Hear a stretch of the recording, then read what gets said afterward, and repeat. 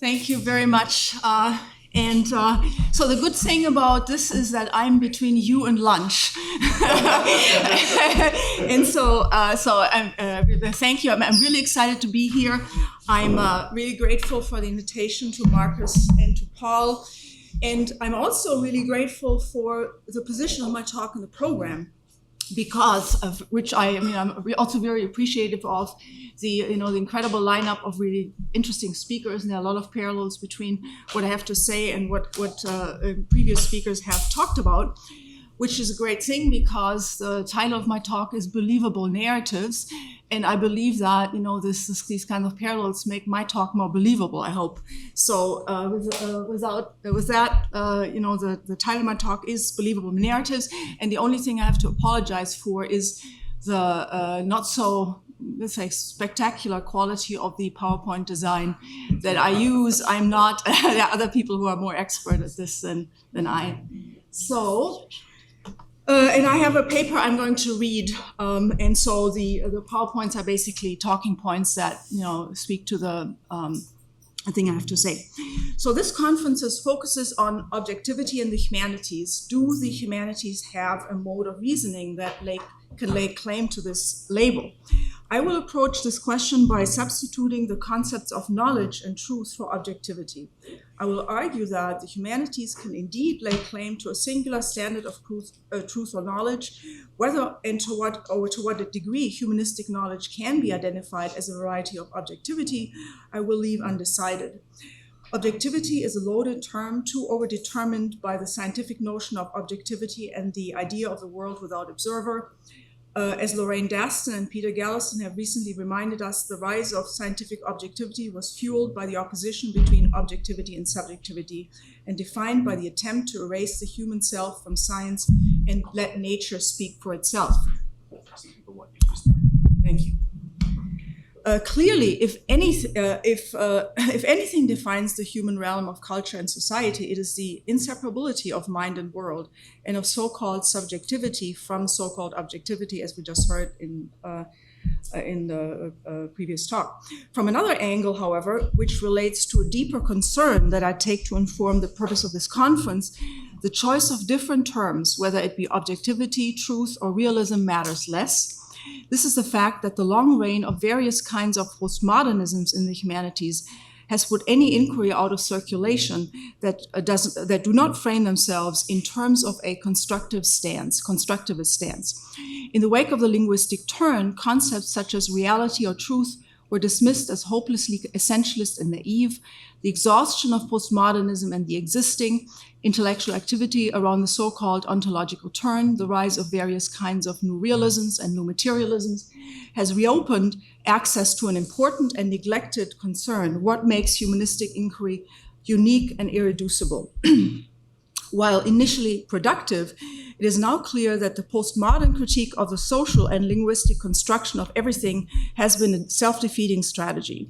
This is because of the false consequences that have been drawn from the postmodern insight into the rhetorical fabrication of much the furniture of the human social world, phenomena as diverse as national identity, race, religion, art, etc.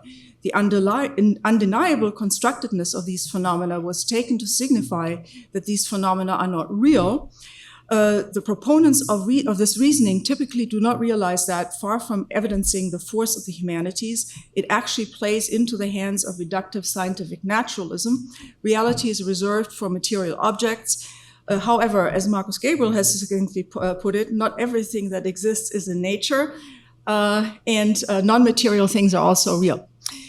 And thus, the most important premise of the New Realist movement is that one does not have to be a naturalist or a materialist to be a realist.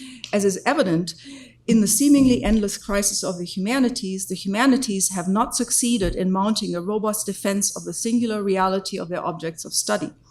The much touted crisis of the humanities is in part self-inflicted. It is due to the neglect of the core mission of the humanities to consider humanistic phenomena on their own terms, rather than explaining them away as exogenous constructs of various kinds of other forces, large and small, And in our STEM research universities, it is ever more important for the humanities to redouble their efforts to offer compelling answers to the question, what contribution to knowledge does humanistic inquiry make, steering clear of the extremes of scientific objectivity on the one hand and the postmodern surrender to relativity and indifference on the other?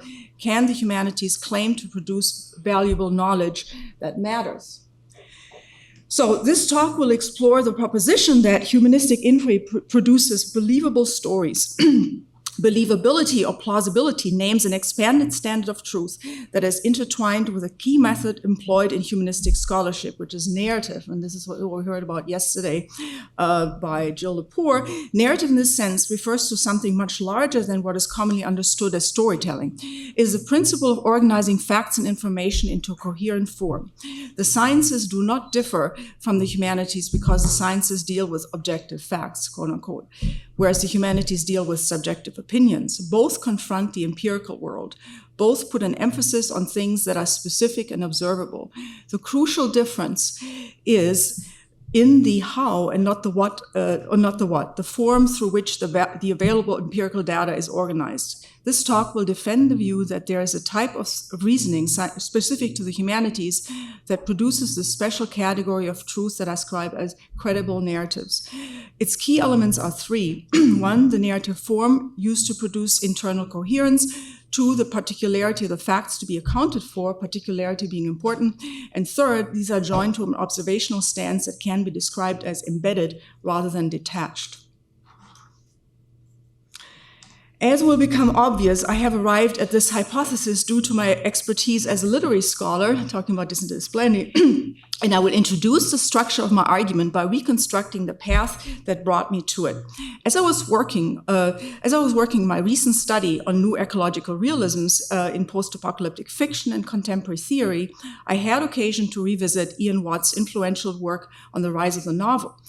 According to Watt, the birth of the modern novel in the 18th century stems from the invention of what he characterizes as an innovative narrative method. In order to persuade readers of the noteworthiness of its imaginary plots, novels forged a narrative technique capable of creating an impression of total authenticity.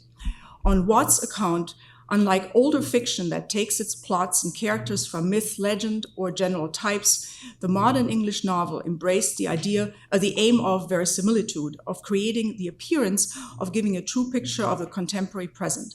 According to Watt, the novel offers, quote, a full and authentic report of human experience that supplies, quote, details of the story as the individuality of the actors concerned, the particulars of times and places of their actions, details which are presented through a largely referential use of language, end quote.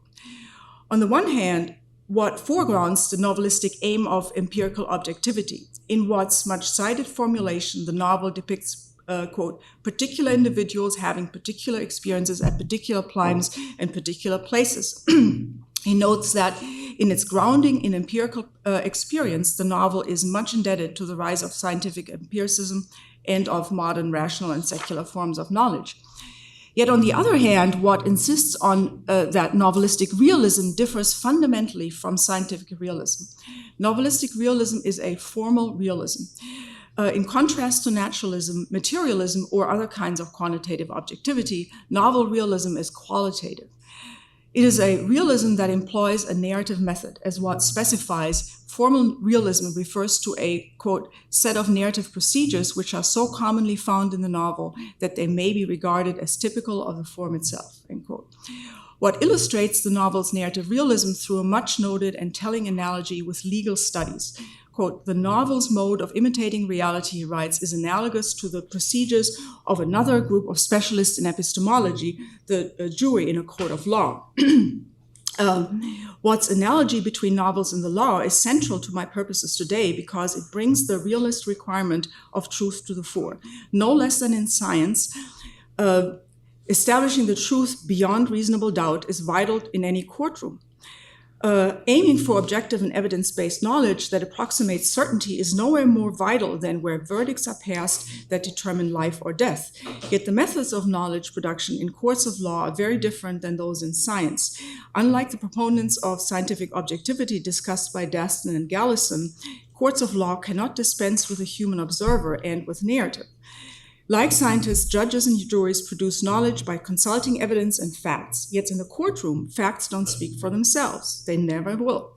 Evidence is presented in narrative form, including by prosecutors and defense attorneys, whose role is furthermore understood not to be impartial, but as advocating the interests of one of the parties involved in the legal contest to be resolved. So it gets worse. It's not just narrative, it's also openly partial. So this talk is devoted to tracing three different expressions of what I call credible narrative to advance my argument about believable stories as a standard of truth, characteristic of humanistic inquiry. I will build on Watts' inspired analogy between novels and the law in my first two examples. I begin with a look at the account of novel realism in the early English novel initiated by Ian Watt, and recently updated by Catherine Gallagher, literary critic Catherine Gallagher. I will be making brief references to Daniel Defoe's novel Robinson Crusoe to illustrate my points. Next, I turn to legal studies, where the debate about narrative and the law is hardwired into notions of legal normativity and objectivity. The law, as has been pointed out, is an order. It must therefore fend off serious challenges to truth and objectivity. Yet at the same time, legal procedures cannot but rely on narrative and thus interpretation as a method of truth-finding. In the second section of my talk, I will begin by reviewing arguments by Martha Nussbaum from the 1990s, countering Stanley Fish, and end with the position of a Dutch legal theorist, Bert van Roermond. I don't know how to pronounce his name correctly, but Bert van Roermond works out a narrative theory of the law that redirects the postmodern challenge, repurposing it toward an account of law that is both narrative and realist.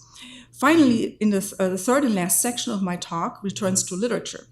It traces contemporary developments of novelistic realism. I examine a preeminent contemporary subgenre, post-apocalyptic fiction, which depicts human experience and action after the destruction of modern civilization.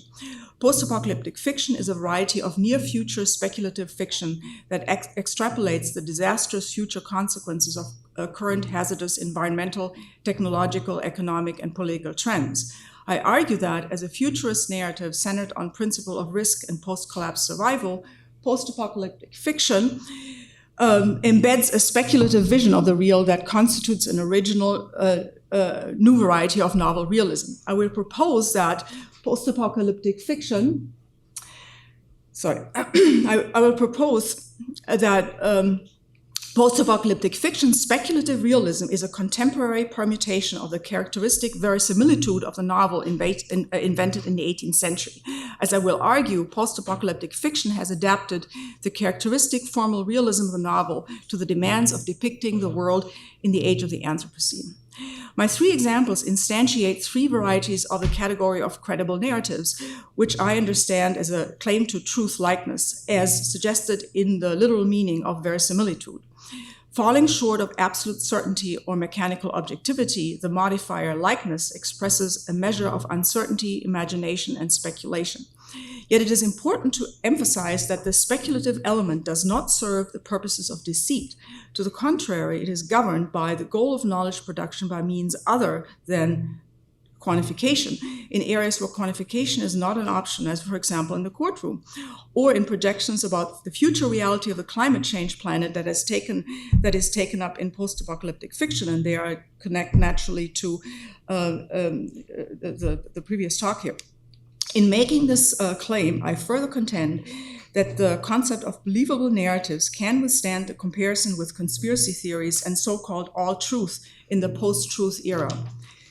Conspiracy theories do not gain influence because they are believable. Credibility is gained by reasoned argument and persuasion. To borrow Coleridge's dictum of the suspension of disbelief, reason, argument, and persuasion are strategies used by credible narratives to overcome initial skepticism. Conspiracy theories do not make no attempt at reasoned persuasion. All truth is characterized by fantastic premises that brazenly flout the norms of evidence-based reasoning. And for example, QAnon's claim that the world is run by a cabal of Satan-worshipping pedophiles that include top Democrats such as President Biden, Hillary Clinton, Barack Obama, and George Soros requires a giant leap of faith that can only be achieved through a psychology of partisan belonging and not through reasoning. It cannot be accessed by reasoned persuasion. Thus, focusing on believable narratives allows us to see that all truth, which is a decadent expression of late-stage postmodernism, poses no actual challenge to truth or knowledge as such. All truth belongs into another rubric altogether. Its spread does, however, highlight a point that is crucial in meeting the challenge of postmodernism and knowledge, and that is that there's a difference between radical and extreme theories on the one hand, and what Martha Nussbaum calls practical reasoning on the other, which is important not just in the humanities, but also in practical fields such as medicine and law. Practical reasoning comes to the fore when examining the particulars of social life. It is this reasoning that is emulated in narrative fiction. Believable narratives flourish in the realm of concrete particulars rather than in the realm of abstract theory. They are, to borrow Michel de Certeau's term, the practical science of the singular. With this comment, I turn to my first section, which is entitled Credible Fictions, a Novel Realism. According to Watt, whose judgment reflects widespread critical consensus, the novel arose, at least in part, out of an empiricist impulse to capture the world as it is, or as it appears, in the here and now, an outlook that also characterizes the modern scientific observer. The novel thus shares continuities with the rise of scientific empiricism and of modern rational and secular forms of knowledge. Yet it is organized around a different principle, the aim of verisimilitude. The concept of truth-likeness foregrounds the novel's particular mediated approach to reality, a rendering that is interpretive, a likeness, rather than a mechanical copy. As noted earlier, Watt clarifies that the quintessence of novel realism is its narrative form. In the context of outlining this legal analogy for novelistic realism, Watt quotes an observation of a 19th century reader of Daniel Defoe's novel, who said, and that's Charles Lamb, who said, "It is like reading the evidence in a court of justice." The reader's comments, and the reader is Charles Lamb, are worth quoting at length. And he says, "In the appearances of truth, Defoe's novels exceed any work of fiction that I am acquainted with. There's all the minute detail of a logbook in it. Dates are painfully pressed upon the memory. Facts are repeated over and over in varying phrases until one cannot choose but believe them. It is like reading evidence in a court of justice," end quote. Lamb's comments, Watt suggests, could have been prompted by no fiction before Defoe's. And that's the argument that Watt makes, that there's fiction, of course, has an ancient history, but no fiction before Defoe has this kind of close pretense of being factual, realistic. And Watt's inspired analogy between novels and trials gestures towards a humanistic epistemology that I call narrative realism. It brings an alternate narrative concept of truth, believable or plausible truth, to the forefront. Paying tribute to Watt's influential account, the literary critic Catherine Gallagher has recently rethought his argument about the rise of the novel in a way that is helpful for our purposes. For Gallagher, Watt's rise of the realist novel implies a second development that merits closer attention, the invention of a distinct conceptual category of fiction, believable fiction. What came into being was not just realist fiction, but realist fiction. As Gallagher notes, realist novels are stories about thoroughly imaginary, if representative, people. They carry proper names, just like real individuals, but these are, quote, without singular specific reference in the world. Nevertheless, realist novels appeal to credibility rather than fantasy. What makes this possible?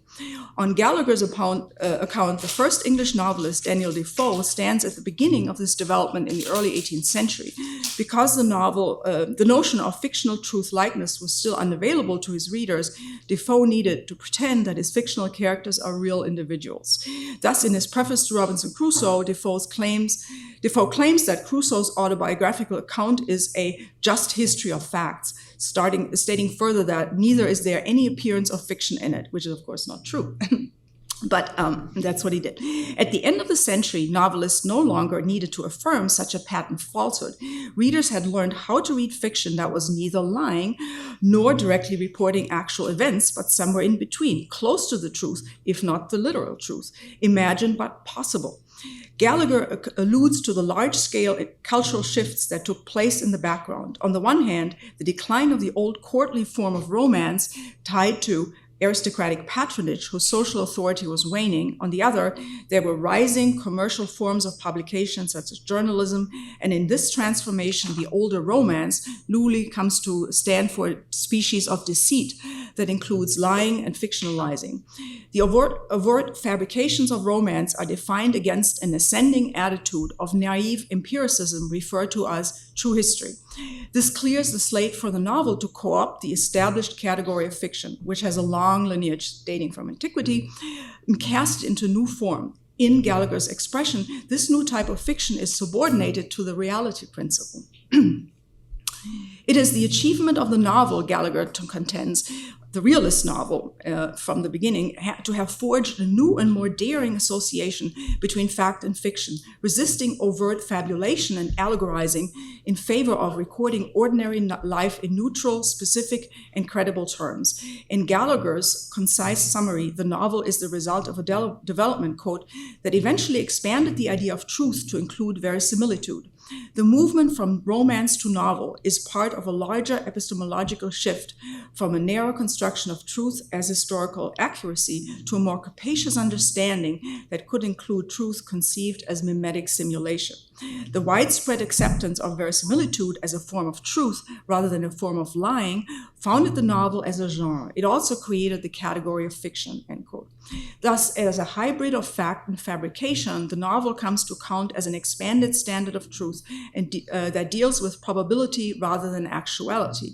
It does so by disabling, as Gallagher notes, normal referential truth claims about the world of ordinary experience, the same literal truth claims that legal narrative must build on.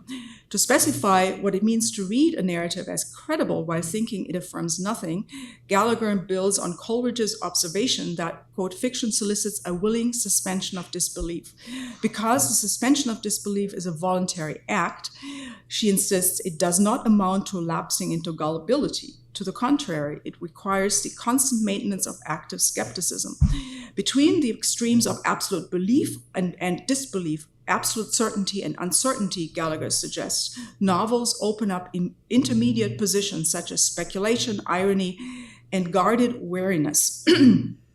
On Gallagher's account, novel reading trains readers in the habit of exercising their judgment and, thus, to master the learning challenges of modernity.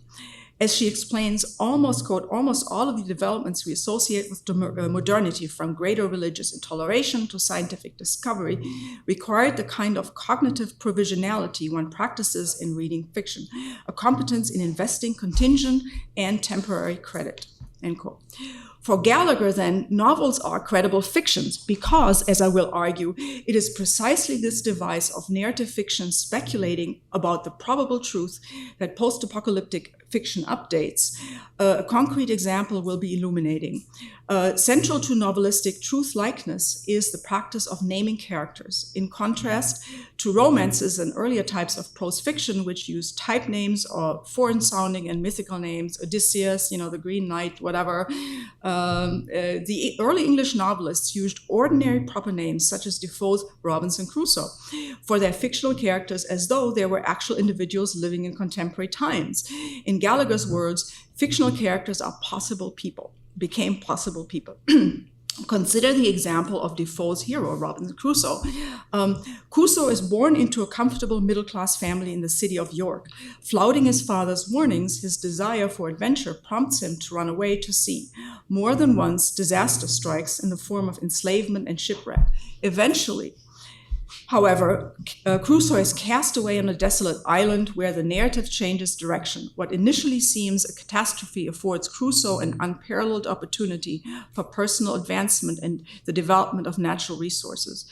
Turning misfortune into triumph, Crusoe transforms isolation into self-realization, teaching himself trades he never learned. He becomes a carpenter, carpentry, baking, tailoring, pottery, farming, goat herding, and shipbuilding. And he becomes a master of all trades. The sole survivor of a shipwreck, Crusoe ends up taking total possession of the island by domesticating the wilderness and building an island paradise that is not an aristocratic paradise of leisure, but a bourgeois paradise of honest work. Crusoe leaves the island after, to capture the realist fact-heavy flavor of Defoe's narration, 8 and 20 years, 2 months, and 19 days, right? So the whole narrative is just like, it's chock full of facts and sort of quantitative facts, countable things, to authenticate the story. And returns to England. The novel ends with Crusoe's apotheosis as a propertied man, much wealthier than his father and the governor of a small colony. So, is Robinson Crusoe a believable story? Question mark. Apparently so. As has been noted, by the end of the 19th century, Defoe's novel had appeared in at least 700 editions, translations, and imitations. Unbelievable. 700, okay, in 200 years. Defoe's story builds on important aspects of contemporary experience, such as the rise of capitalism, European colonialism, and the international maritime trade. Is Robinson Crusoe a possible person? Again, the answer seems to be a resounding yes. There's an impressive lineup of witnesses in support of this fact. Jean-Jacques Rousseau considered Robinson Crusoe a treatise of natural education, the novel, and canonized Defoe's novel as the first book his model pupil Emile should read because it showed how a man, quote, can provide for his sustenance and for self-preservation. Crusoe's astute way of operating in an alien and unsafe setting without external help would teach Emile, according to Rousseau, to, quote, judge everything about him by its real utility, end quote. Furthermore, as Watt notes, 18th century political economist Adam Smith and David Ricardo found, quote, in the idea of Robinson Crusoe, the solitary individual on a desert island, a splendid example of their system building. Here, Crusoe is taken to illustrate the economic theories of value and the division of labor, and Watt, however, who disagrees with this reading, considers Crusoe not a model of the dignity of manual labor, but the hero of capitalist accumulation, as well as the anti-hero of capitalism's darker side, quote, the process of alienation by which capitalism tends to convert man's relationship with his fellows and even with his own self into commodities to be manipulated. As Crusoe can be said to be like the inventor of the business model of human relationships. I help you, you help me. It's very interesting if you read it that way. And so to this chorus of opinions, we can get at James Joyce's anti-colonial reading of the novel. Crusoe is the prototype of the British colonist and the true symbol of the British conquest. Think about Friday. On balance, there are significant differences between these readings, but what they have in common is the assumption that Crusoe, though a fictitious individual, is representative of a species of humans that really exists. As Gallagher puts it, realist fiction comes to function as a higher truth than the literal truth, a non-referentiality that can be seen as a greater referentiality. And this brings me to the second part of my talk, which is on law as believable narrative. I now turn to my second section as what Gallagher argued, as Defoe's novel appears to confirm, they are credible fictions. What about credible narratives more generally? This part of my talk considers narrative in the context of legal studies because the normativity of the law heightens the stakes of requirement of truth in narrative. And I intend this section to act as a foil to my consideration of fiction in the first and last parts of my talk. I'm not a legal scholar, obviously. If disciplines exist that bridge the divide between the two cultures of the natural sciences and the humanities, they are probably practical professions like medicine and law. Thus, like doctors, courtrooms avail themselves always of the latest advances in science to gather evidence, from fingerprinting to DNA analysis. Juridical truth strives for objectivity, but not for objectivity in the scientific sense of mechanical objectivity, which, as documented by Daston and Gallison, requires the elimination of subjectivity and of the scientific self. As Daston and Gallison explains, quote, to be objective is to aspire to knowledge that bears no trace of the knower, knowledge unmarked by prejudice or skill. Objectivity is blind sight, seeing without interference, interpretation, and intelligence, end quote. Conversely, juridical truth might be termed narrative objectivity. In sharp contrast to mechanical objectivity, which erases the observer, narrative objectivity is founded on the voice of the observer, the impartial judge, the prosecutor, and the defense attorney. It is possible for these three narrators at trial to cover the same brute facts of a particular case and yet to produce three significantly different narrative truths. But as the legal theorists considered in this section, Martha Nussbaum and Bert van Roermond suggest, this should not be cause for despair, for it is likely that one of these stories is more credible than the others, and that's the one that should triumph.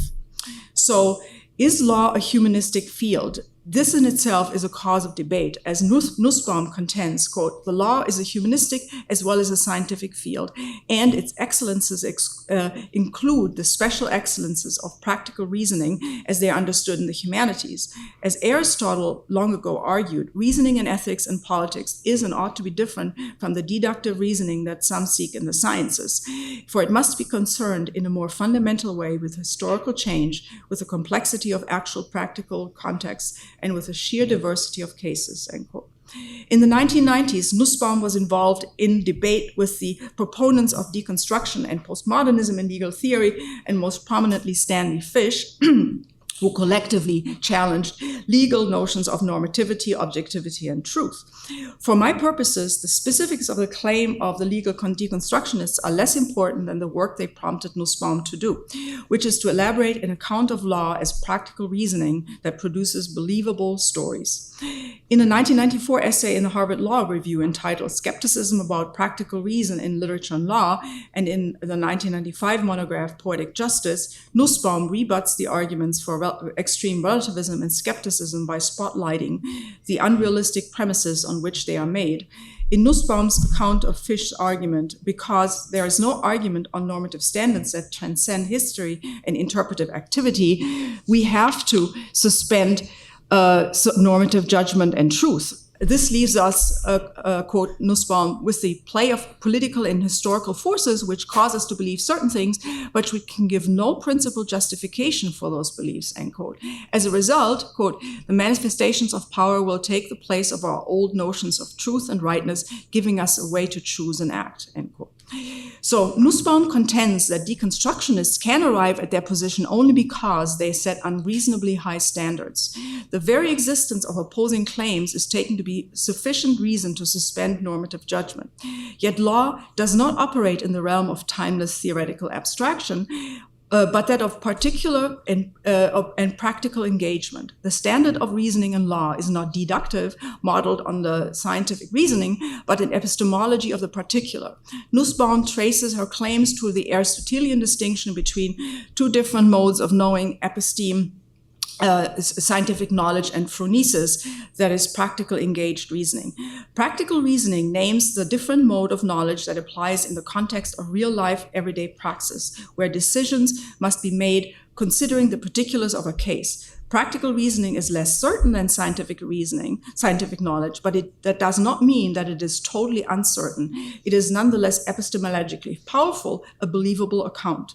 Phronesis is operative when there's no possibility of certainty in a scientific sense, but effective action is nonetheless required.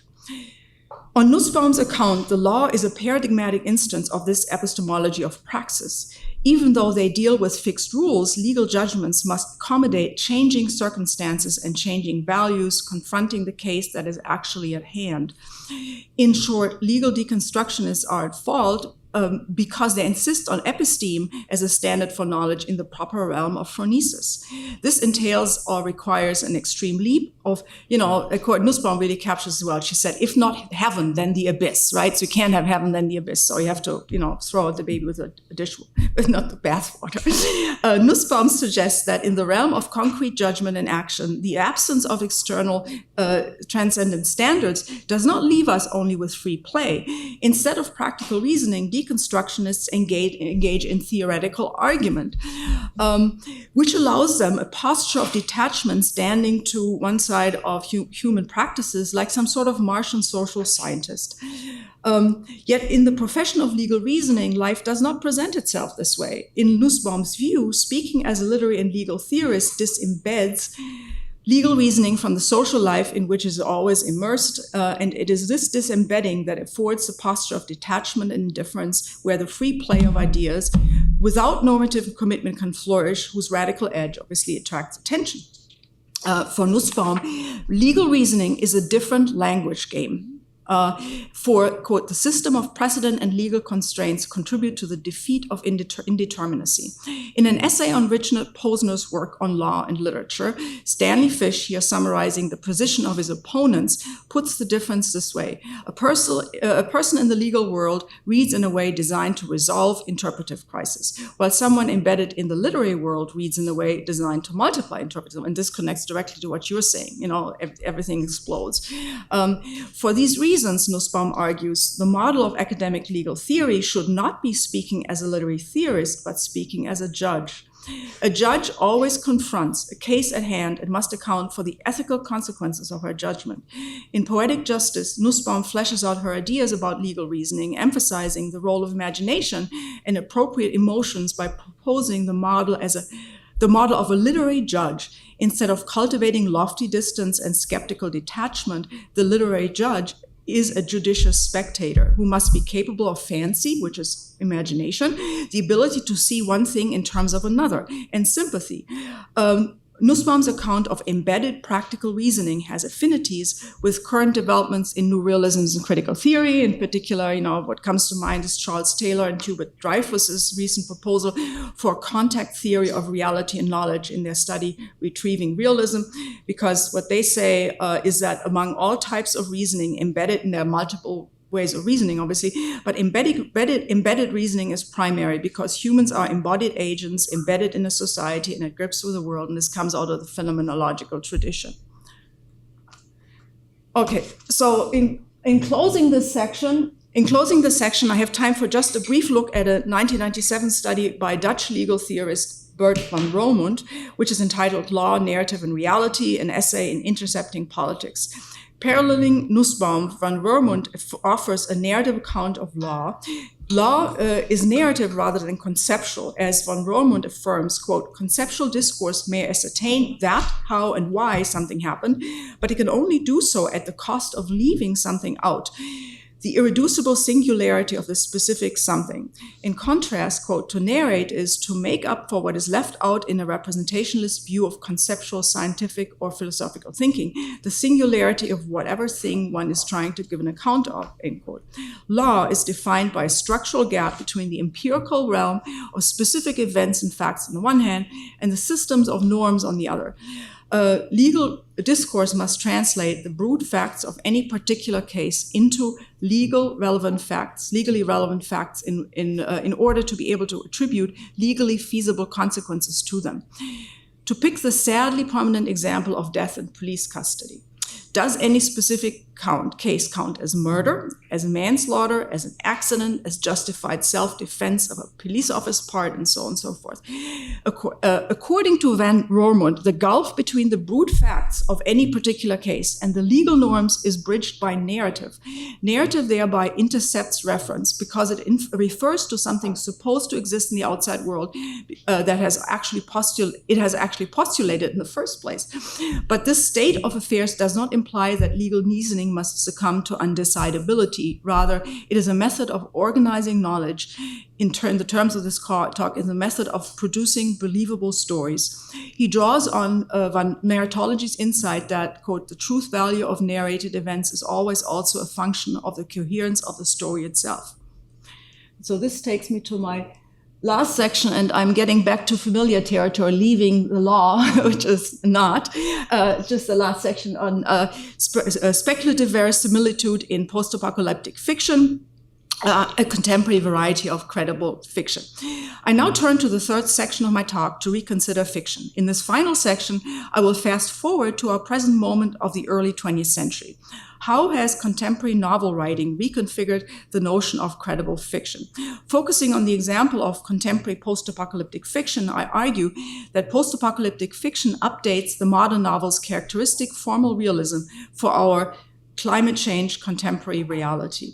The modern novel was born as a strategy to give an objective account of contemporary social life. Novelists agreed on a pre-understanding of the kind of reality to be depicted, the contemporary life world of the 18th century and 19th centuries in which they and their readers lived. Sub-varieties of the historical novel notwithstanding, the novel as a genre is wedded to the challenge of depicting the contemporary. And this is precisely the challenge that is taken up by contemporary post-apocalyptic fiction today. As with the rise of the realist novel in the 18th century in England, we need to ask about the historical conditions underpinning this phenomenon. What is it about our 21st century moment that produces this cultural imperative of post-apocalyptic fiction? And we just heard later, about the future. Future is closed again. The revival of apocalyptic narrative in contemporary fiction is due to the preeminent characteristic of our early 20th century moment, the appearance of climate change at the forefront of social imaginary. And I use Charles Taylor's term of social imaginary here to refer to normative ideas that are part of the way ordinary people imagine their social surroundings, as opposed to the way cultural minorities or elites do. Oftentimes, as Taylor notes, when ideas become common understandings, they are not all new, but take decades or much longer to infiltrate the social imaginary. And this has been the case with climate change. Just as Defoe stepped up to novelize the emergent reality of English capitalism and expansionism, so contemporary post-apocalyptic fiction enters the stage to picture the life world of the Anthropocene as its effects are becoming ever more dramatic around the globe. While originating in antiquity and possessing features that are non-modern, apocalyptic thinking has continued as a persistent trend in modern culture related to the dark and violent aspects of modernity.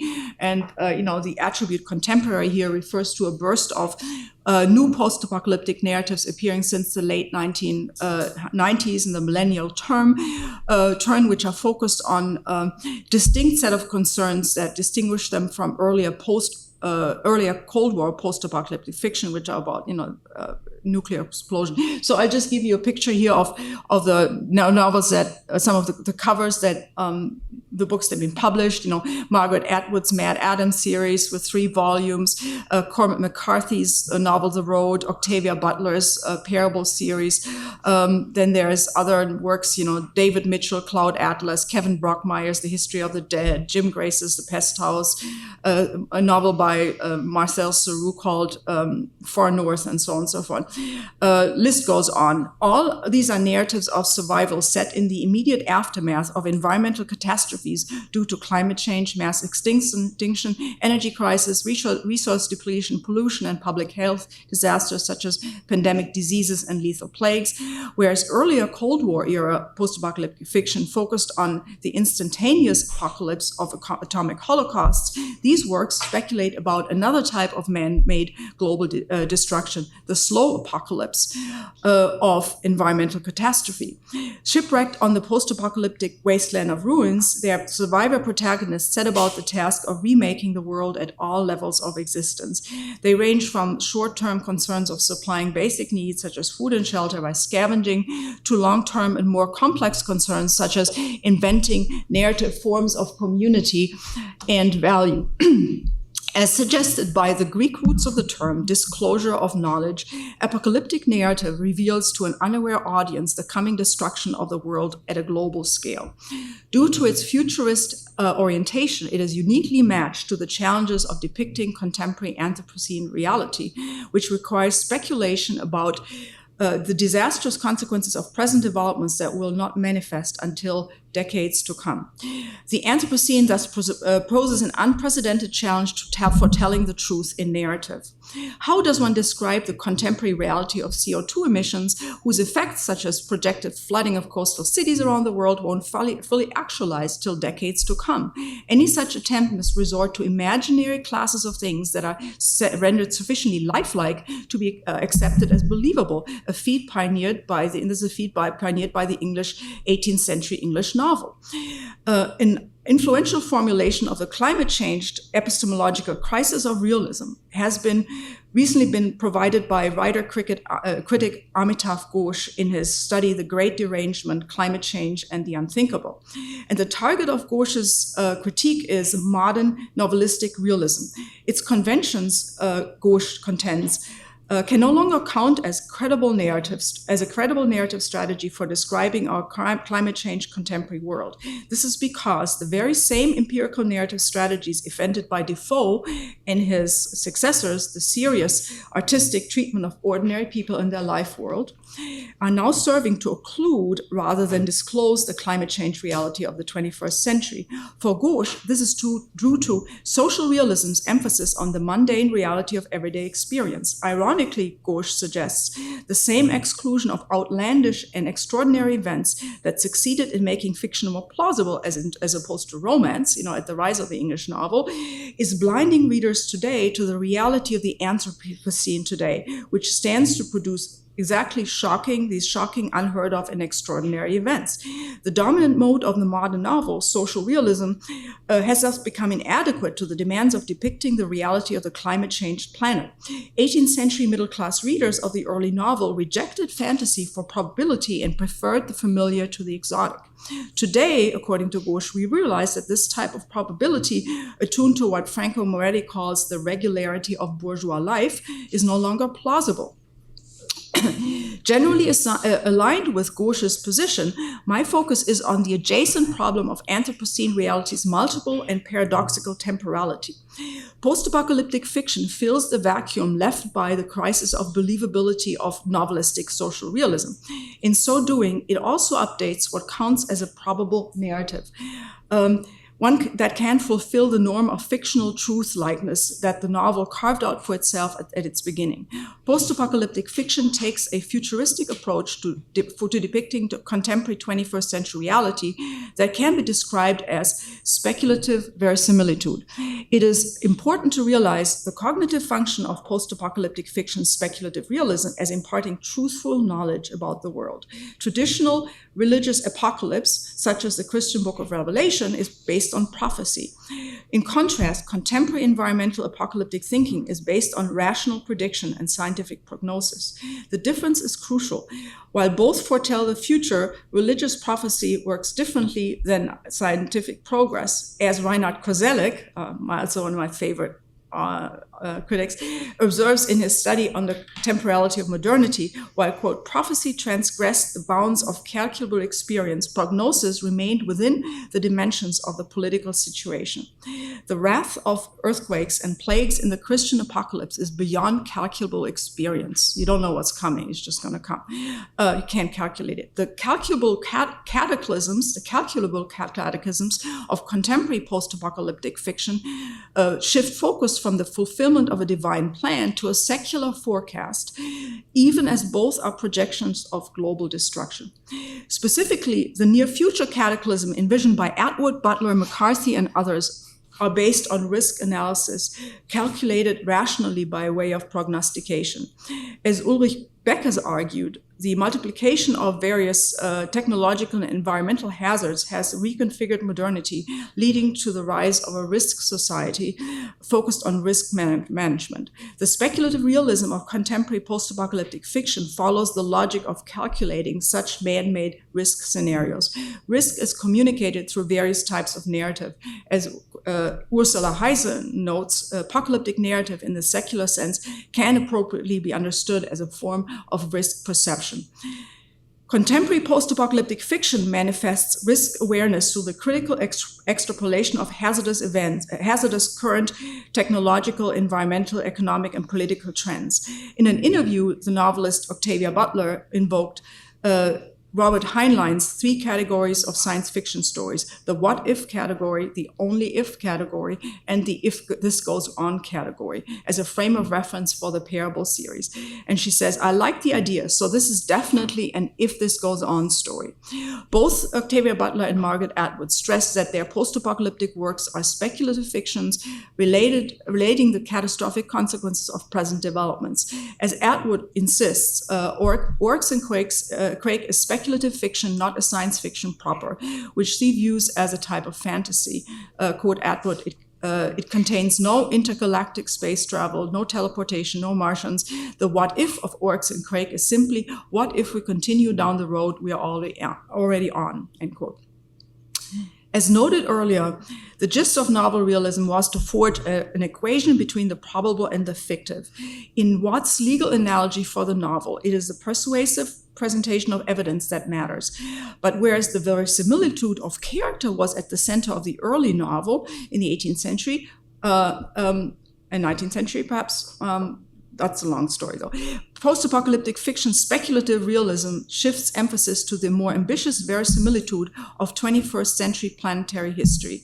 In proposing post-apocalyptic fiction speculative realism as the new believable fiction of the Anthropocene, I also take my cue from Frederick Jameson's provocative suggestion that, quote, the historical novel of the future, which is to say of our own present, will necessarily be science fictional in as much as it will have to include questions about the fate of our social system, which has become second nature. To read the present as history, Jameson contends, will mean adopting a science fictional perspective of some kind. Both Butler's fitting characterization of the post-apocalyptic fiction speculative realism, if this goes on, and Jameson's hypothesis about the contemporary historical novel science fictional strategies point to the peculiar challenges of historicizing the contemporary, which is topic of Theodore Martin's recent study of contemporary fiction.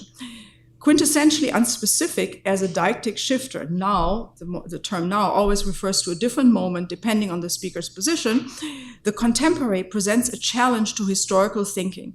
According to Martin, in contrast to what one might expect, the contemporary is not mere presentness. The moment we refer to as now always includes a virtual dimension carrying the seeds of a future reality that will not be actualized until later and whose full extent is unknowable at the time. Thus, the contemporary is structurally unfinished and indeterminate. As Martin asked, how do you critique a present situation that is already in the process of changing? Writing about the present, therefore, requires a futurist aspect, which is speculative, and the historical paradoxes and the historical paradoxes of the contemporary, as Gauche reminds us, are now today amplified by climate change.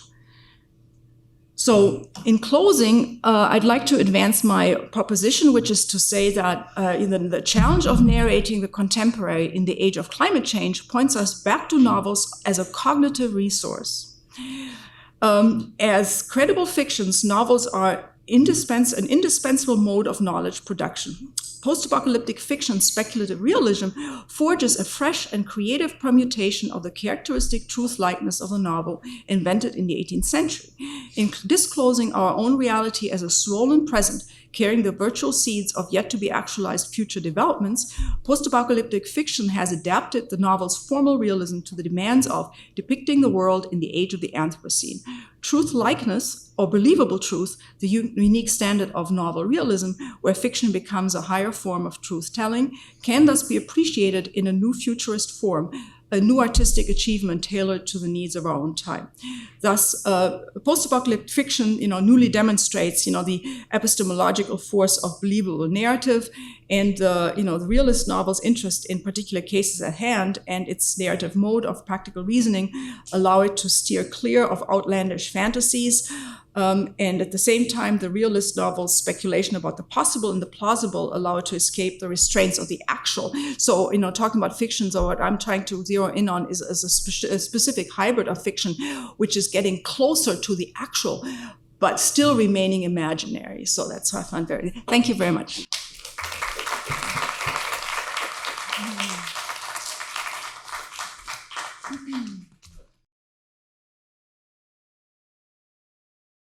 So, yes, well, thanks a lot for your talk. I have great sympathies for, say, what I understood the neo-Aristotelian state approach to the question of what humanistic knowledge is. Competence, its objects are exemplary or possible people and what they do, their actions.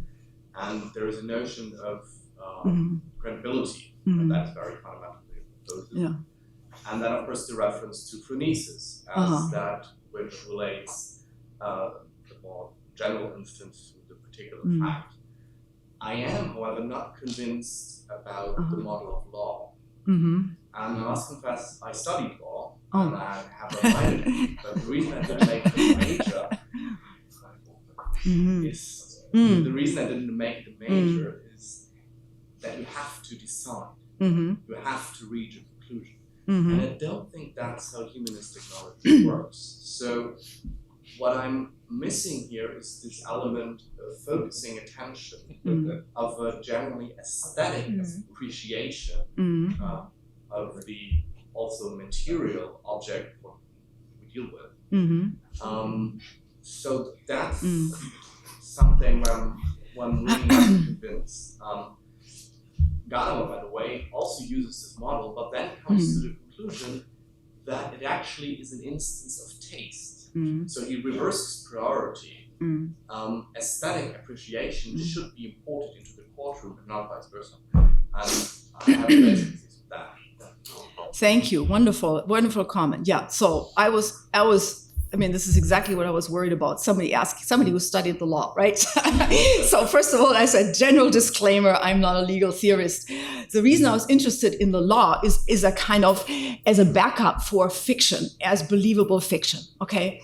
So thank you for alerting me to these, this having to make a decision, but that's also connected to acting in real life. You know, it's like every day you have to act in the real world. I was interested in legal parallel analogy was like speaking as a judge, and we just heard in Hans Ulrich's comment, like, you know, the theory explosion has had a lot of really interesting results, but it's also been very debilitating.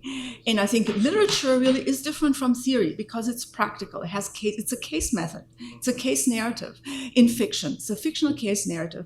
And so maybe law, in the procedures of law, you have to reach a decision, but there is an overlap between fiction and the law, and it's probably not total. And thanks for reminding me, because I want to work on my new project, so I'm already gathering great, things I have to actually work on. So the aesthetic, of course, is missing there. Yes, it's not a total overlap. So I completely grant that.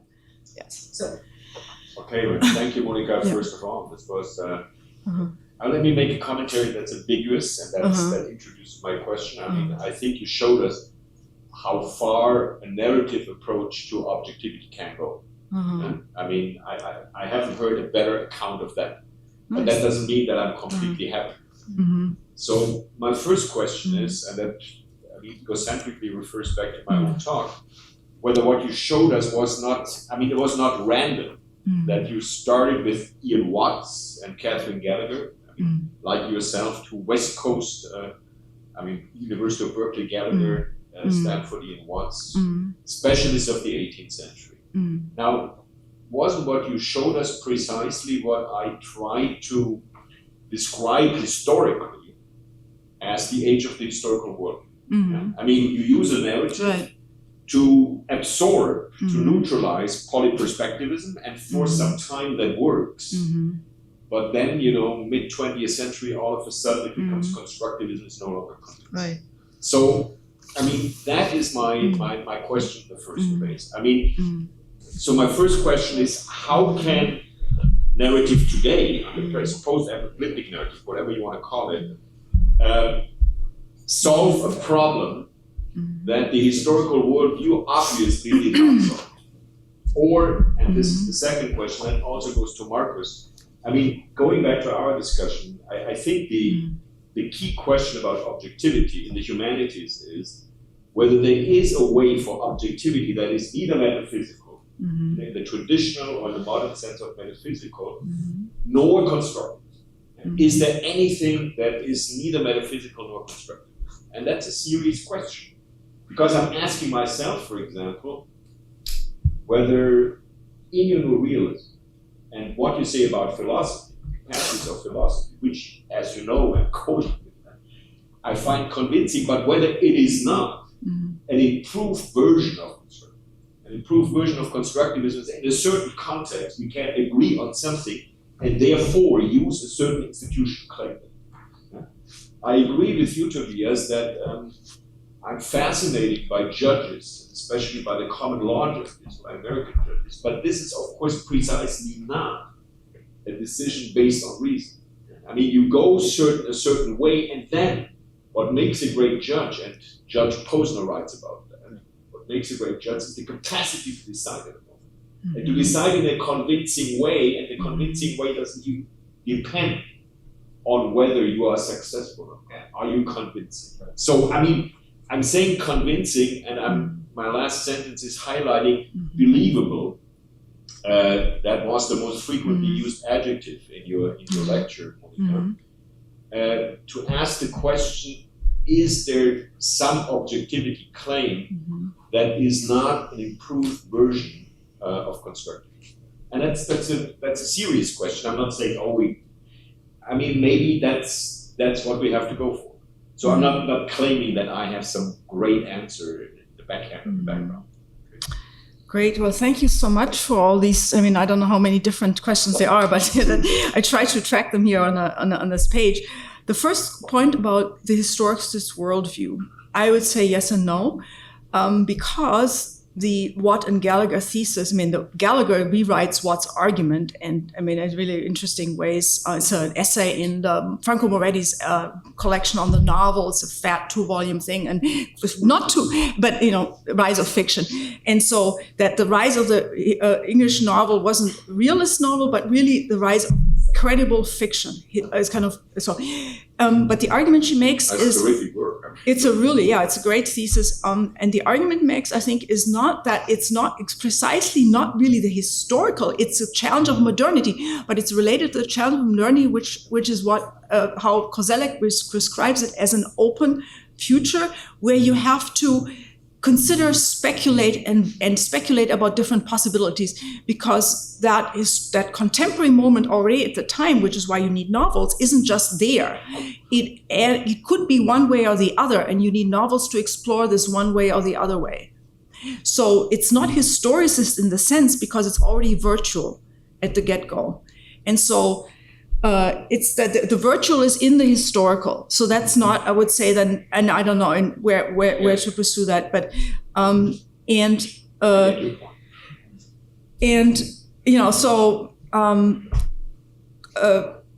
of objectivity that is not the version of constructivism. I would say not even in the law. I mean, like you both said, Posner, you have to decide, the reason I discovered Roermond, I did a search on on legal, narrative, and reality, and that's how I found that book. He has these three things: the reality and the law and narrative and narrative method. And he says too, what legals, and that I think gets us back to this sort of two levels, in which is related to the constructivist and the metaphysical. And that's like another version of seeing that is the conflict between the deductive and the empirical. There always is, like even the sciences, they talk about the hypothetical deductive method, which is it's never one. You always have to go from the deductive to the empirical and back and forth. And so law does that too, because they have the system of norms, which is normative, which stays the same. Well, it changes historically, but at any time it is something that's written. And then the actual case at hand, what happens, the brute facts. And so in the judicial opinion has to make a connection, translation, and they have to make a decision. And in the end, it is a construction, because the construction is in the translation of the empirical to the deductive. But then I can say, yes, there is always those two levels that never go away. And maybe all we can do is really be aware of these levels and how we bridge them in the humanities through narrative in the sciences. But then maybe in defense of the humanities might be to say that they're also there, the same levels, the empirical and deductive are also there in the sciences. That's why they're, positivism, and they're, all of this discussion, like in the sciences, how can you do both? How do you go from the deductive to the empirical and back and forth? They're also confronted with the same problem. There never is a whole unsutured reality where where there's not a divide between a construct and something that exists, I think. So I mean, that's from my point of view. Marcus? Yeah, if I may. Yeah, so I think so many crucial questions just have been raised in the last couple of minutes. I'll try to address also the objectivity and the law, right? So let's look at just that link, right? So here's something that I'm emphasizing as a neorealist. So the constructivist discussion turned very much on truth, right? The consensus theory, etc. So truth was, a certain obsession. The relationship between truth, knowledge, and reality, and then it was questioned in complicated ways, right? Meaning, blah blah blah. As you say, right? The lack of reference, the multi-perspectivity, etc. What gets lost in this debate, and that's an emphasis. I'm writing a book now by the title "Being Wrong," is the idea of falsity. So I think false. So what I understand when I use the term objectivity, just did this in the book about AI called "The Meaning of Thought," where I introduced this concept. I call this the epistemic notion of objectivity. And according to the epistemic notion of objectivity, a given domain of discourse is objective to the extent to which it can be wrong. And if you look at this, right, then constructivism fails because it has no theory of falsity. So what does Habermas have to say about falsity? Nothing. It's probably not even a word in any of the texts. I would venture to claim, it's a empirical claim, that Habermas says nothing about falsity, though he says lots of false things. Because what he says about truth is false. Okay, so the consensus theory is arguably one of the worst theories of truth ever. Yeah, I just shocked Rachel Jäger at a debate in Hamburg when I said as much. But anyhow, but falsity might be quite interesting. So what is it for us to get it both wrong? And then I think, the element of presence and materiality that you have been emphasizing for decades, of course, right, enters the picture. So the text and so forth, right? So you can get, what's the restaurant called in Leipzig where, Faust gets drunk with Mephistopheles, right? And well, it's our Keller, right? It's not our Keller. You just get this wrong, if you think. So there's, yeah, exactly. So exactly. So there's some constraint on the side of the objects of humanistic studies, despite the hermeneutic circle, right? So I would say that the materiality of the object, right, is already mediated, of course, by way of an abstract, right? It has to be an interpretive focus, but it is the, Heideggerian earth. So if there's Heideggerian earth in the artwork and so forth, right, then there's always this element of withdrawal. So this is where I would get the objectivity from. The objectivity is coming from the possibility of getting things wrong and not from our capacity to get things right. Right? That would be a different way of thinking about this. And then that's the difference to the law then. Yeah. Because the law is constructive. If it is right, it has this formative element. Yeah. And I think a lot of what went wrong, I might say this in the presence of Stanford people, right? Paul. A lot of what went wrong was Berkeley. I mean, the city is named after notation. Let's start there. So the Bishop of Berkeley is. So the whole performative stuff, Searle and Butler, right, get this wrong. Because they think of truth in terms of performance. But that cannot go wrong. Right? I call, I hereby baptize you John, right? You cannot make a mistake. It's just called John now, right? So, and the law is modeled very much, the constructivism debate, the normativity of the law is very much modeled along the form of getting it necessarily right by declaring things into existence. And so this is the difference, this is the trick, right? Like emphasize. I'm just going to cut short your question for the sake of time. So just to synthesize, what's your account of what it would be then to have a false narrative, to be false, right? Exactly. Give an account of falsity. But let me just say one sentence. The answer to narrative is difficult, but a good example, a good illustration of what Marcus is saying, and I return to Proust. So I was recently in Mainz giving a talk on Hölderlin, and I was reciting the shortest of the famous Hölderlin poems, Heldenlessly. It's only 2 stanzas. But I would claim that prosodically, you can read it wrong or right. Yeah? So in the prosody, you can't say, this is his prosody, I have a different voice from the voice you have, but nevertheless, there is a correct way of performing it, of reciting it in a non-correct way. So I think I want to draw precisely the attention to this dimension within the humanities. That's not aesthetics, but I talk about the beautiful, but to this perceptual dimension, because that would be a starting point to get right from wrong. Because I do think the only chance that we have to produce something beyond credibility and beyond constructivism would precisely be by falsehood. I agree with you on this one. But then we have to ask what in what we are doing can be right or wrong, and aesthetics in that philological sense is a good start. Yeah, it is. That's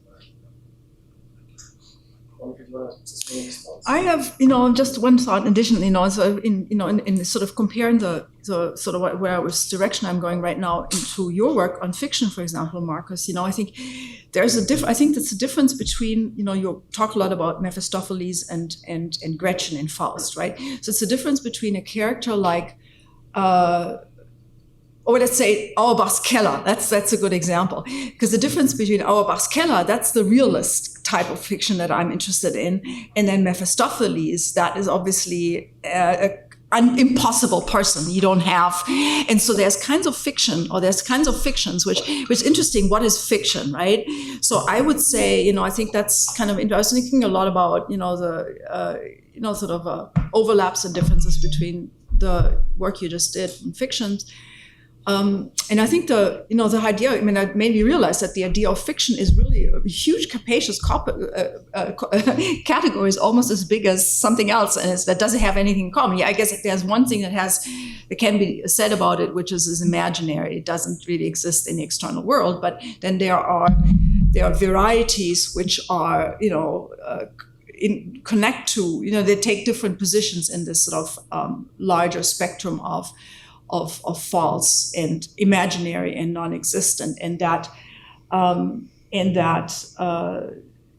there's also, I think I would say that you could also disarm this whole charge of false or right, because there are situations that just cannot be, you can't know, for instance, the future. That's a great example. You just can't, I can make a statement about the future right now, and so can you, and nobody can prove me wrong.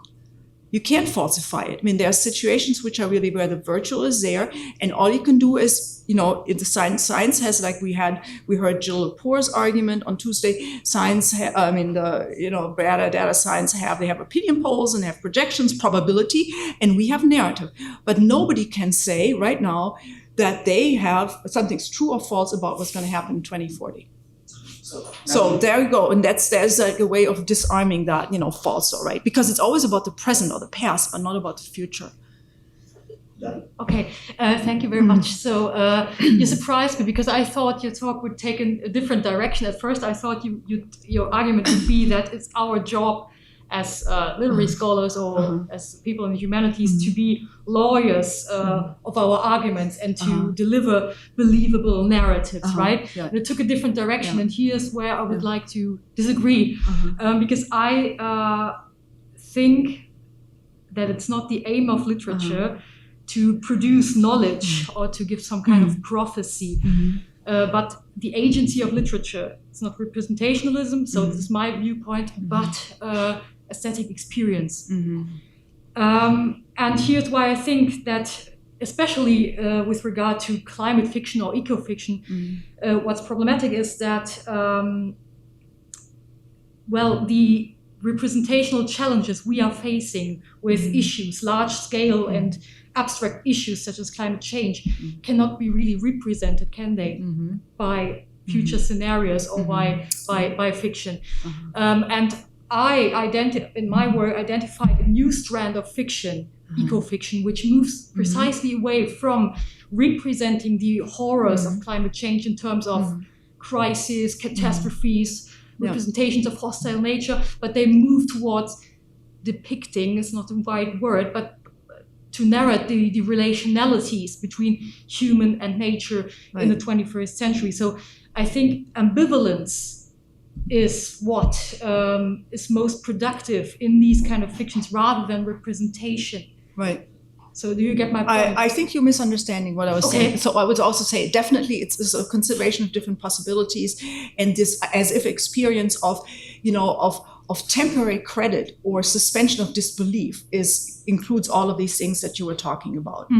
I would say, and of course the books that I was reading, like is eco-fiction. That's, Margaret Atwood's trilogy is eco-fiction. So is probably The Butler, so.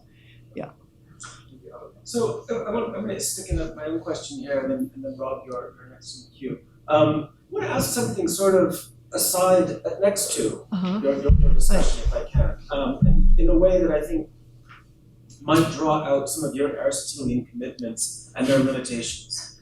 So where you ended with the standard of novelistic realism nowadays is to be plausible, right?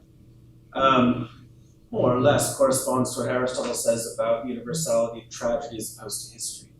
It's just got to be plausible enough catastrophe. And then it gets the universality. You need to make it more than mere chronicle. And in that sense, it's credible. In fact, you could read the Poetics as an account of what would make something credible, compelling, moving, effective, all of that. And that seems to me to just run all the way through everything you say about narrative. You and I talked about this a little bit yesterday, but if you just substitute the word plot for narrative, we're there. I say all this to then point out that it seems to me the real, if this is true, if this is a good enough sketch, then perhaps the more interesting, and I wonder what you'll do with this, the more interesting modern development, let me take as a starting point Herder on Shakespeare. So as a good place to think about the beginning of the modern humanities. Herder says in his essay on Shakespeare, 1776, there are several versions of the essay, Aristotle is useless when it comes to understanding Shakespeare because Shakespeare's got no plot. If you've ever gone to a Shakespeare play, as I've done as a Shakespearean sometimes, people sit down next to you and say, remind me again the story of the Tempest. And you say, well, this island, and, there's no incredible narrative. And this gets, I hope, to the deeper point I want to make, which is a crucial early modern development in narrative, is the importance of thinking of Shakespeare and Calderon, of the dream, of the unbelievable narrative, first of all, or where the question of believability is posed differently from the way you pose it. You don't ask about a Shakespeare play, is this a believable narrative? You would ask a different question, what would it mean to believe it? It's a different question. And it seems to me the one that gets taken up most fruitfully in the humanities and figures like Freud. Right? So, and I mentioned Freud because Freud's self-critique of the case of Dora, for example, was a critique of rushing to judgment of a legalistic sort about Dora's experience. He wasn't listening to her narrative in a way that would raise the question of what would it mean to believe her rather than to believe what she's saying. Right? So that the rush to the kind of interpretation that you're urging us to, Freud thinks did enormous, incalculable ethical harm, not just to Dora, but to our understanding of what the relationship between believability and narrative is. And I think this is actually a modern discovery. I don't think this question is something Aristotle can help us with at all. I think Herder is right about that. Let's call it the Shakespearean challenge that Freud's taking up. Seems to me to be crucial to the modern humanities. What would it be to think about the locus of believability being in the narrator rather than the narrative, for example? Yeah, of course. And that's my short answer to your question is every time you think you have solid ground, you open another can of worms. So what is believable? And so the 18th century, realism, then there are different categories of believability. The way that narrative establishes believability is a plot, and that's another, like the whole construct from sense of the ending, that there's a design. I guess I would say, I would agree that this is the plot. I was also thinking in the plotting element in the sense that narrative is not just a story of first, then one the other thing, the third thing, but it's a design, a constellation of meaning, which is somehow, argument has been made by Brooks and many other people, is all knotted up in the ending. And of course, but then, the who's speaker, who is given voice in believable narratives is absolutely crucial. And so I think, I'm basically collecting ideas for varieties of believable narratives. And so that's a really great reminder that I'm going to follow up on, is who is the believable, who is the narrator, or whose voice is going to be. It's not a question of voice as well. It's not about who's believable. No, I mean, like, The thought would be everyone's believable. And what would it be to believe them? but what if they say different things? Yeah. What if they tell you about the dream they had last week? Right, exactly. And so Juana, life is a dream, that's also really important. I mean, that a dream can be used, as a way what I know about Sor Juana's famous poem, 17th century poem, is that it is a dream. It is through a dream that she reaches knowledge, right? So there are these different modes through accessing knowledge. And anyway, so these are, Well, I hate to return to this subject, but I used to be a lawyer, and actually, and one of the things that I had a difficulty with in putting together the three portions of the narratives was that when I thought when you were going to talk about narratives in law, I assumed you were talking about facts, and one of the authors you cited said brute facts. And you later said you put brute facts into a narrative. So I guess and I spent a lot of time, because I did trial law, of trying to establish brute facts, which had all sorts of perspectival checks to try to make sure that it was as true as could be. So my question is, what's the relationship between brute facts and narratives in each of the three different categories in your mind? What you're saying is brute facts may or may not. Do we get brute facts? Do they exist to begin with? I would say yes, in cases such as earthquakes, that's a brute fact. I don't think we need to do any work on deciding that an earthquake is a brute fact. It just happened. If it happens right now, we're going to run out of the building. We don't have to contribute. It's not constructed. It's not a construction. But as in the human social world, when you have an accident or a death, what is the brute fact of that situation? Maybe an account of all the details and the quantified details, but that's also something they have to put together. And you're absolutely right. That needs to be constituted. And in that sense, I think in the human social realm, which is also the realm of law, where even the idea of the brute facts. But I think maybe even there are things you don't question, because somebody died, so you can't question that. So he died and he's dead.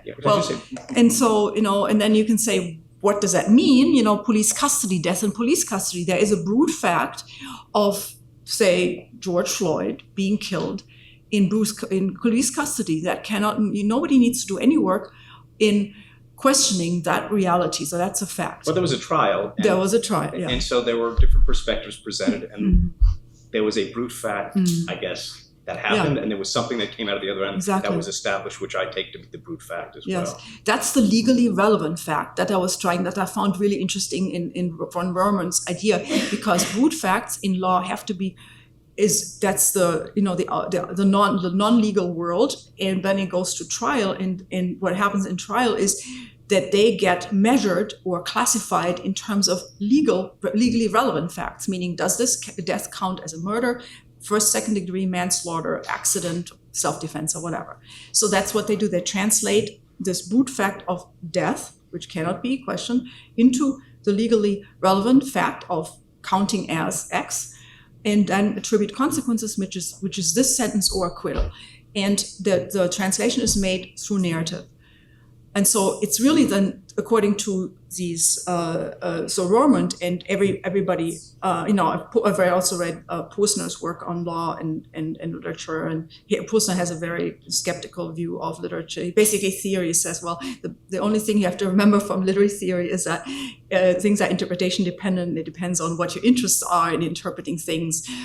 Whether you, for instance, are interested in historical interpretation of Shakespeare, and then you try to make it as realistic as possible, or you're interested in aesthetic quality, and then maybe you will get whatever better props or better technology. But that's it. And so he was not interested in anything more, sort of more details of theory. So So it's really, but it's brute facts, and it's a translation and producing a story, and that it's a legally what counts in law, and then you can, because you have to, and as I find law just very conceptually very interesting because there's not just one voice. There are people, they're fighting each other, and you have to come to a resolution. That's, in a sense, we're also doing this in humanities. We are also fighting. We have different accounts, right? Maybe we don't have to make decisions or maybe you do. I don't know, but I think it's that as a form of debate, and it's narrative. Although nobody goes to jail. So, Nick? Sorry, go ask. Yeah. Okay, thanks, always. Okay. I think we've got time for one more question. Somebody who hasn't spoken yet. Yep. I have a question, and thank you for this daring idea of putting narrative reasoning at the core of the humanities and objectivity of the humanities. But I have a worry, and that's the following thing.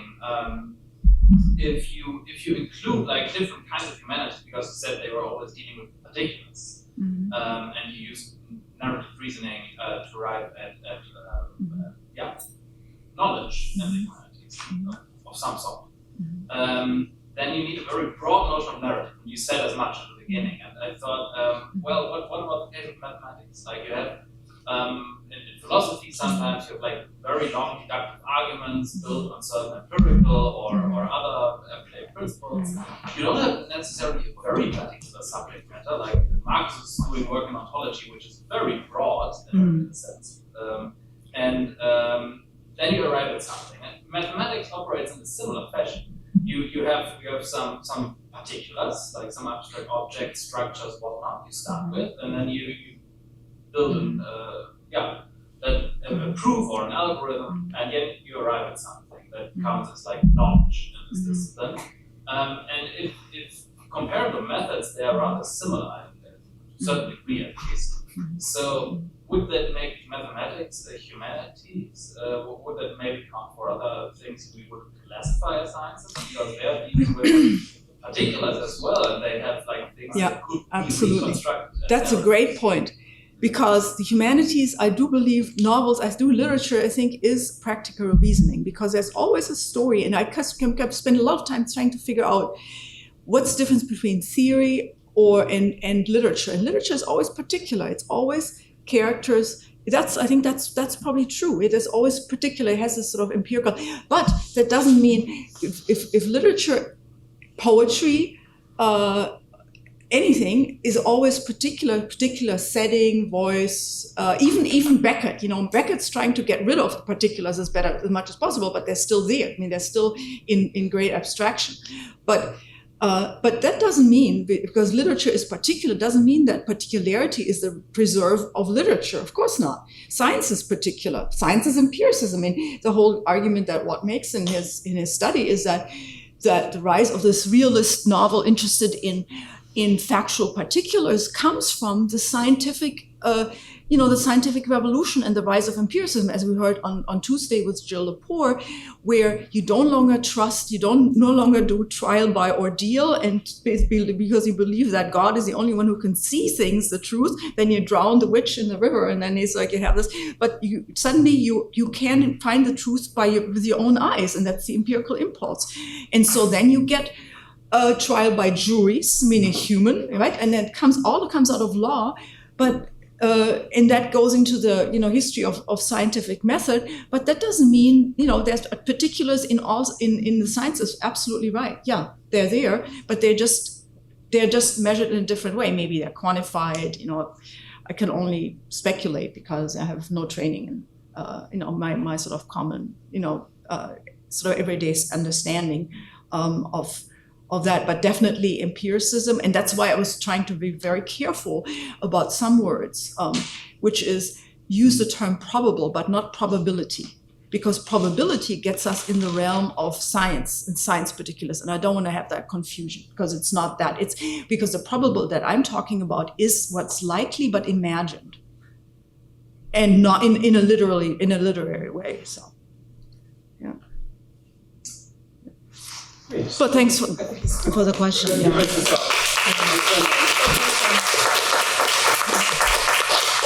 I think lunch will be arriving in a moment.